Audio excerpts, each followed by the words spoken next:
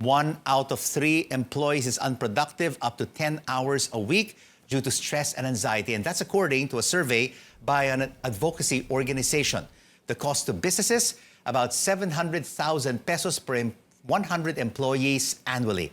To share with us their findings is MindNation's Kat Trevino. Kat, thank you so much for joining us. So, is the work from home, the pandemic, the financial insecurity to blame for this anxiety and depression? It's a little bit of everything. This is something that we've been seeing since the past year. But the mental health crisis continues as we face uncertainties, the lockdowns, the new variants, restrictions, business closures, and changes in our daily routines and our lives overall. And Kat, I've been talking to a lot of friends. Some are having a hard time wearing different hats at home, both personal and professional. And they can't maintain the work-life balance when you're working from home. Absolutely. And we're seeing that in the reports of our survey as well. This is something, the mental health crisis is impacting also moms, those that are wearing multiple hats at home, because whether we dislike the traffic or not, they used to serve as this buffer for us to set the mindset to get into work mode. And so when we're already at home, when we're working from home, there's no barriers or there's no boundaries that are being set. You wake up, you start answering emails, you haven't even got off bed, or and for moms, for example, the responsibilities all pile up together. You also have to take care of your kids, online schooling, the groceries, and everything. So it's a lot. All right, Kat, we'll have to pause our interview at the moment because we have right now the opening bell on the New York Stock Exchange. And as you can see, the members of the company Joby are on the trading floor.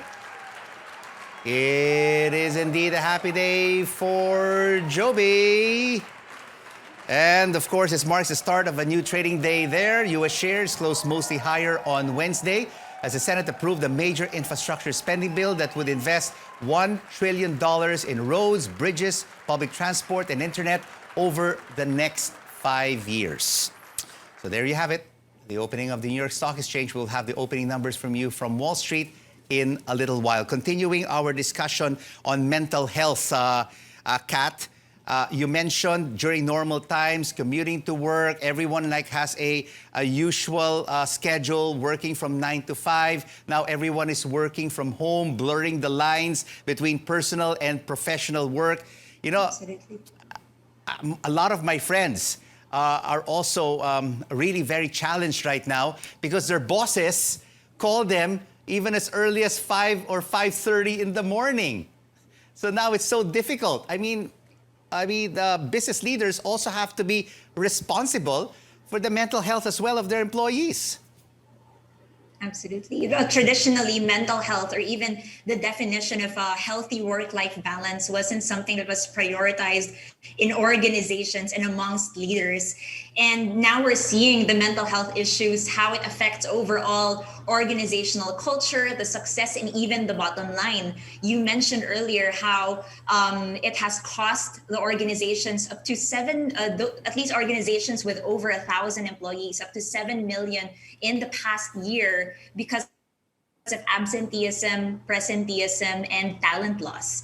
A huge, an important role that leaders and organizations need to have to address this mental health crisis within the organization is to really do adequate training, prioritize, schedule, set boundaries, and also learn more about over-communicating mental health within the organization. For MindNation, I mean, talking to people who are seeking counseling from your group, is there a certain gender that is seeking more professional help and counseling because of these issues of anxiety and depression, or is it both male and female?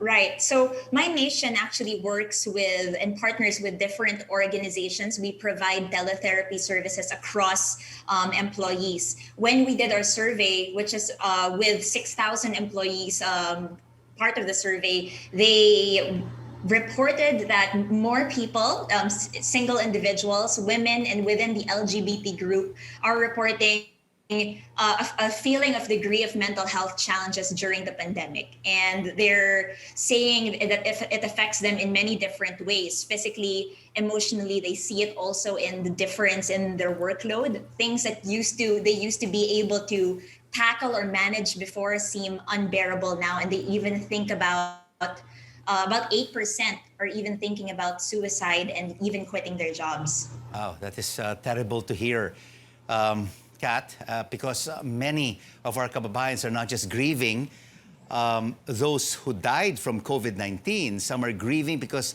they've lost their dreams, they've lost their ambitions, they've lost the previous life that they led, before this pandemic.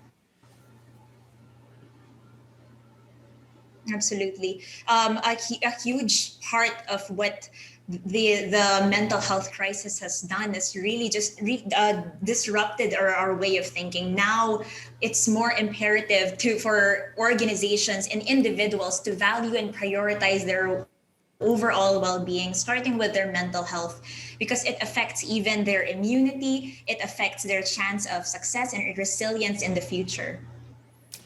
Well, we don't know when this will end, Kat. This challenge of anxiety, depression, mental health will continue.